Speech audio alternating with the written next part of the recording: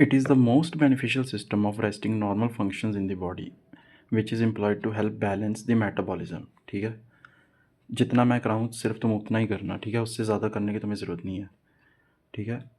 The benefits of water healing और hydrotherapy have been recognised for thousands of years. इसका जो water healing capacity होती है जो हाइड्रोथेरेपी की है, उसको हज़ारों सालों से मतलब रिकॉग्नाइज़ किया जा रहा है, ठीक है. और ये यूरोप में तो बहुत ज़्यादा यूज़ होती है आज के टाइम. सर्च करोगे ना तो यूरोप में लाइक स्पाज होते हैं, ठीक है, हेल्थ फैसिलिटीज़ होती है, मतलब बहुत कॉमन है, ठीक है. इंडिया में इतना कॉमन नहीं जितना यूरोप में कॉमन है, ठीक है. Water is one of the oldest cheapest and safest method for treating many common elements, ठीक है. एलिमेंट्स एलिमेंट्स मतलब डिजीज़, ठीक है.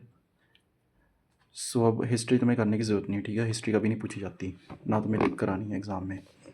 जितना मैं कराऊँ तुम उतना ही करो, ठीक है. सो नेक्स्ट आता है rationalism of use of water for the purpose of treatment as a physical modality, ठीक है. एग्ज़ाम में घुमाकर क्वेश्चन डाल देते हैं कि फ्लूइड मैकेनिज्म एक्सप्लेन करो, ठीक है. अगर फ्लूइड मैकेनिज्म तुमको पूछते हैं तो तुम लोग ये लिखोगे, ठीक है ना. टोटल 4 हैं, ठीक है. सबसे पहला आता है उसमें बायंसी. बायंसी होता है there is the upward force in the water which work against the gravity, ठीक है. तुमने फिज़िक्स में पढ़ा होगा कि ये वाटर की फ़ोर्स होती है बायंसी, ये अपवर्ड फोर्स है, ये ऐसे ऊपर लगती है, ठीक है ना. जैसे ये वाटर है और बायंसी लगी है ऐसे, ठीक है. और ये ग्रेविटी के अगेंस्ट एक्ट करेगी, ठीक है. ग्रेविटी क्योंकि नीचे एक्ट करती है और जो ये होता है ये ऊपर एक्ट करता है बायंसी, ठीक है. The force of gravity and buoyancy balances each other and minimize the muscular effort which is required during standing, ठीक है.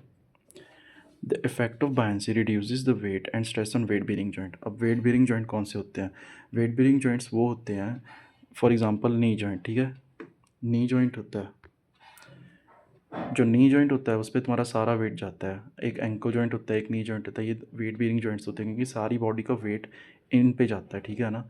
तो इन्होंने लाइन लिखी है the effect of buoyancy reduces the weight and stress on weight bearing joint, ठीक है. तो जैसे तुम पानी में जाओगे तो वेट कम हो जाएगा, ऑब्वियसली बायंसी ऊपर एक्ट करेगा तो वेट कम हो जाएगा, तो इन पे स्ट्रेस कम पड़ेगा, ठीक है.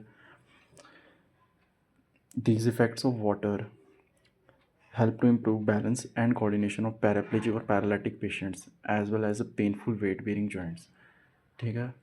कोई डिफ़िकल्ट लाइन नहीं है इसमें. बैलेंस और कोऑर्डिनेशन इंप्रूव करने में हेल्प करता है पैराप्लेजिक और पैरालिटिक पेशेंट्स में, ठीक है. अब इसमें दूसरा आता है ना, दूसरा मैकेनिज्म हाइड्रोस्टैटिक प्रेशर, ठीक है. अब बच्चे ना कंफ्यूज हो जाते हैं इसमें हाइड्रोस्टैटिक प्रेशर में और हाइड्रोडायनेमिक प्रेशर में, ठीक है. दोनों देखने में ऑलमोस्ट सिमिलर ही है क्योंकि हाइड्रो हाइड्रो आ रहा है उनका, ठीक है. तो तुम एग्ज़ाम में कंफ्यूज होके इसकी जगह ये ना लिखाना और इसकी जगह ये ना लिखाना, ठीक है ना. ध्यान से समझना अब. Hydrostatic pressure is the pressure exerted by water on the immersed body, ठीक है. फॉर एग्ज़ाम्पल मैंने एक बॉल को पानी में डाला, ठीक है, और जो पानी का प्रेशर होगा ना उस बॉल पे उसको हाइड्रोस्टैटिक प्रेशर कहेंगे. अब इसमें ना पास्कल्स की बात आ जाती है, पास्कल्स लॉ की, ठीक है. ध्यान से समझना. According to Pascal's law when a body part is immersed in the water a pressure is exerted equally at any level in the horizontal direction. समझ में नहीं आई? इस लाइन का मतलब ये है कि when body is immersed in the water, जब आपने फॉर एग्जांपल मैंने वो बॉल डाली, ठीक है, तो pressure exerted equally at any level in horizontal direction. तो जैसे ये बॉल, मैं तुमको ना एक डायग्राम से समझाता हूँ, ठीक है. कंटिन्यू करते हैं गाइस. जैसे मैंने ये डायग्राम बनाई है, बहुत इंपॉर्टेंट डायग्राम है, तुम चाहो तो तुम्हें एग्जाम में बनाकर आनी है डायग्राम, ठीक है. डायग्राम बनाओगे तो एक्स्ट्रा तुम्हें आई एम सॉरी, हाँ, तो डायग्राम बनाओगे ना तो थ्योरी कम लिखोगे तो भी चल जाएगा, ठीक है ना. अब जैसे ये कंटेनर है, ठीक है, इसमें ये बॉल डाली हुई है और ये वाटर है, ठीक है ना. ये डॉट डॉट्स है ना, ये वाटर है.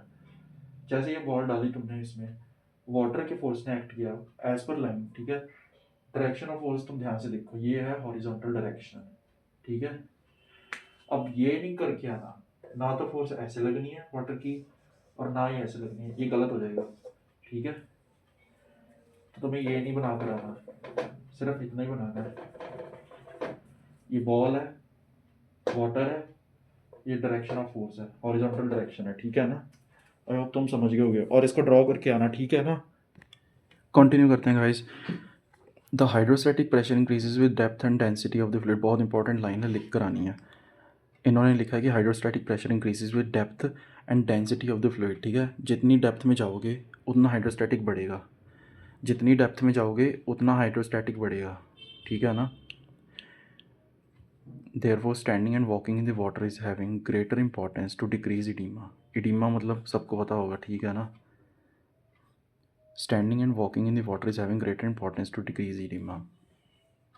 क्योंकि जैसे तुम पानी में खड़ोगे तो ऑब्वियसली तुम्हारी स्ट्रेस कम हो जाएगा वेट बेरिंग जॉइंट्स पे। और ठीक है, तो जो इन्होंने ये लाइन लिखी थी, अब इन्होंने ये आगे लिखा है, उसका ये कॉन्टिन्यूशन है। For example, when the person is standing in the water the distal part of the extremity is lowest in the water.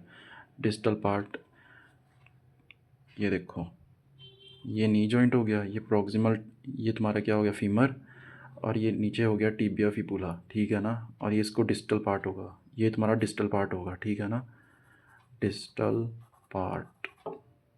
ठीक है ना, ये फीमर हो गया, ये टिबिया हो गया, और ये डिस्टल पार्ट हो गया टिबिया और फीमर वाला।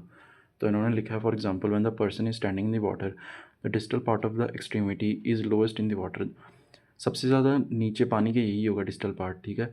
Therefore the pressure gradient between the surface and deeper water favours the accumulation of fluid. Therefore the pressure gradient between surface and deeper water, pressure gradient होगा ना सरफेस और deeper water के बीच में, वो favour करेगा accumulation of fluid in the distal parts.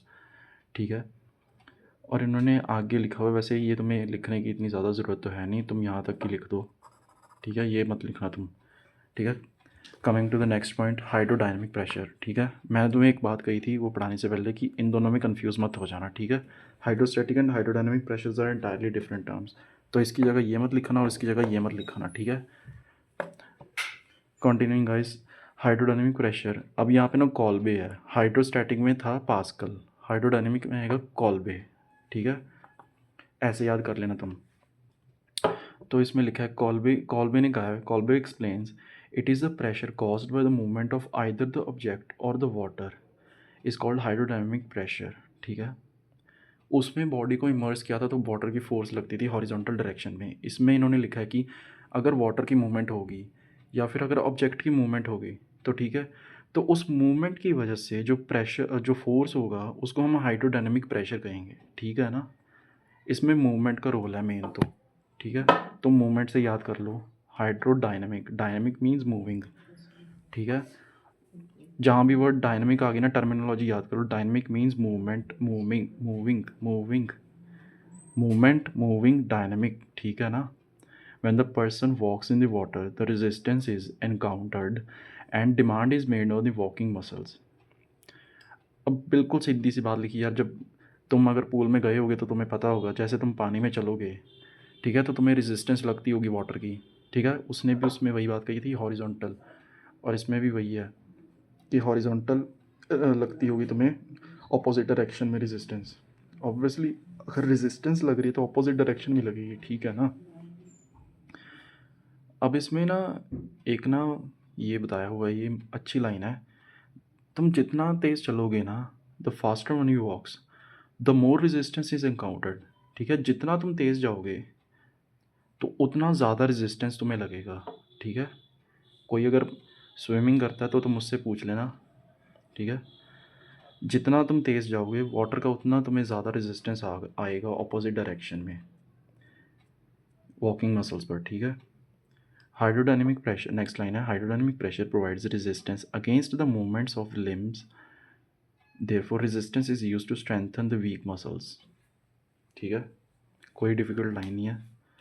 Coming on to next, turbulence, very important. Turbulence में आता है यार, it is defined as the velocity at a given point, एक पर्टिकुलर पॉइंट पे वेलोसिटी कह रहा है varies erratically in magnitude and direction. Erratically, अब इस इरेटिकली का क्या मतलब है, अनइवन, समझ गए ना। तो मतलब जो वेलोसिटी है ना गिवन पॉइंट पे, वो ना अनइवनली मैग्नीट्यूड और डायरेक्शन में तुमको वेरी करती है। ठीक है ना, जो वेलोसिटी है उस गिवन पॉइंट पे erratically in magnitude and direction vary करेगी, यानी कि अनइवनली वेरी करेगी। ठीक है, the movements of the limbs in the water moves the water in circular pattern, creates small whirlpool और एडी करंट्स एंड टर्बुलेंस। पानी में इन्होंने लिखा है कि पानी में अगर लिम्स की मूवमेंट होगी तो जो वाटर जो होगा ना ऐसे सर्कुलरली मूव करेगा और ना वर्लपूल बना देगा, वर्लपूल बना देगा, eddy currents and turbulence create करेगा वो, ठीक है ना। Movement through the turbulent water or against the current than through calm water encounters greater resistance which requires more muscular effort।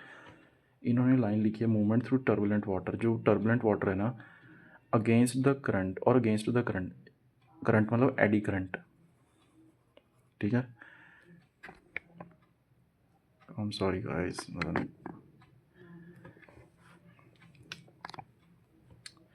Movement through turbulent water or against the current than through calm water encounters greater resistance which requires more muscular effort, ठीक है।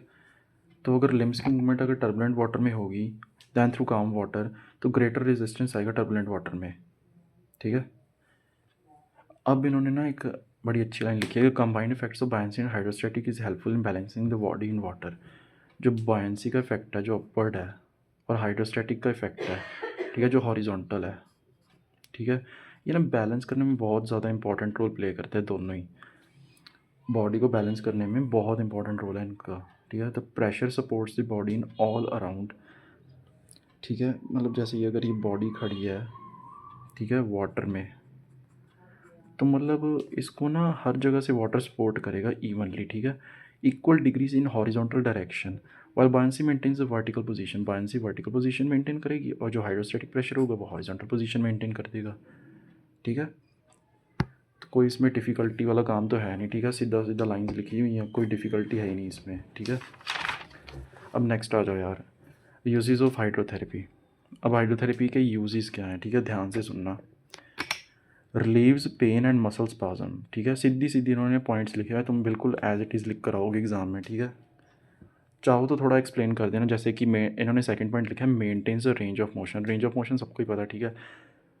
Range of motion जैसे कि तुम लिख देना कि limb की पहले 20 डिग्री थी, ठीक है, पहले लिम्ब की 20 डिग्री थी, फिर विद द टाइम वो ग्रेजुअली 40 डिग्री इंक्रीज़ हुई, 60 डिग्री, एंड ग्रेजुअली इंक्रीज़ होते होते वो अपने नॉर्मल पे आ गई, ठीक है। ऐसे लिख देना तुम। स्ट्रेंथन्स वीकेंड मसल्स, ठीक है, लाइन लिखी थी तुम्हें याद है, वीकन मसल्स को स्ट्रेंथन करता है, ठीक है ना। यहाँ पे भी एक लाइन लिखी थी, ये देखो, resistance is use to strengthen the weaken muscles, ठीक है, डायरेक्ट लाइन लिखी है हाइड्रोडायनेमिक प्रेशर में, ठीक है। अब उसमें मसल री एजुकेशन आ जाती है, ठीक है, अच्छा पॉइंट है मसल री एजुकेशन वाला वैसे। और जब फिफ्थ पॉइंट आ जाता है इसमें इम्प्रूव बैलेंस एंड कोऑर्डिनेशन, वो पता ही है, ठीक है, एक्सप्लेन किया था। Facilitates weight bearing activities, weight bearing activities, जैसे पानी में जाओगे वेट तुम्हारा नीज पे वेट तुम्हारा कम हो जाएगा, ठीक है ना। Reduces mental and physical tension, ठीक है।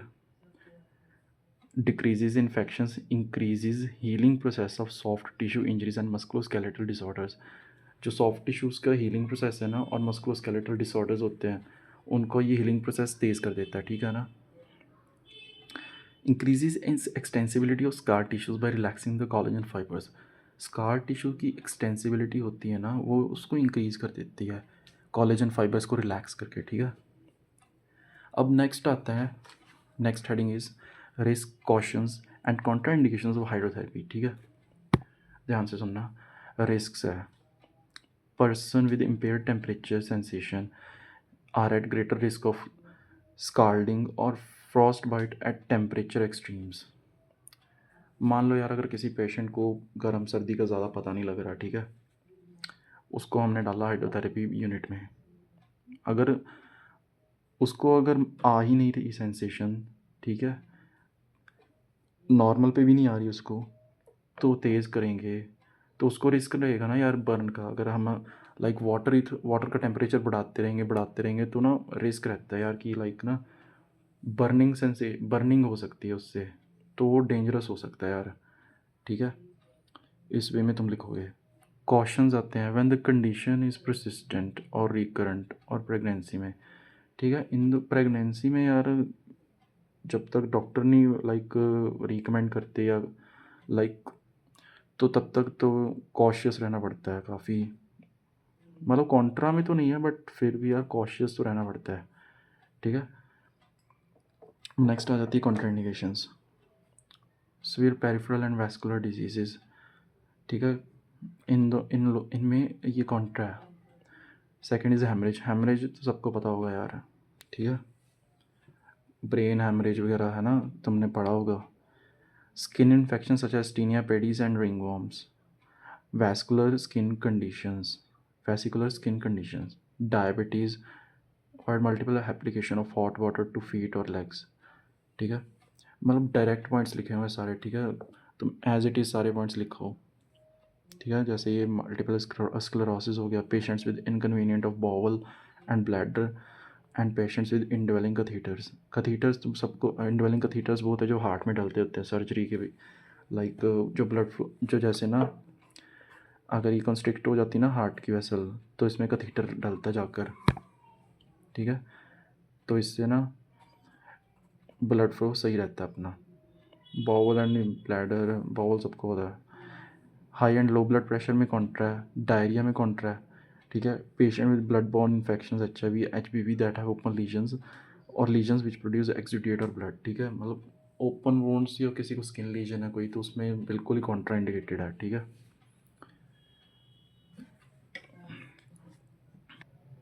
आई होप गाइस तुम सबको समझ आ गया होगा, और अगर कुछ नहीं समझ आया तो बता देना कमेंट्स में, ठीक है।